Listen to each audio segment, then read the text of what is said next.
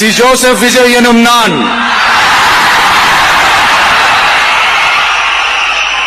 தமிழ்நாட்டு அரசின் முதலமைச்சர் என்ற முறையில் எனது கவனத்திற்குள்ளாவதும் தெரிய வருவதுமான எந்த பொருளையும்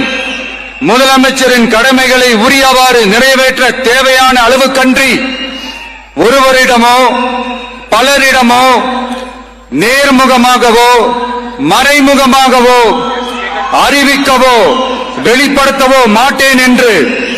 ஆண்டவன் மீது ஆணையிட்டு உறுதிமொழிகிறேன்.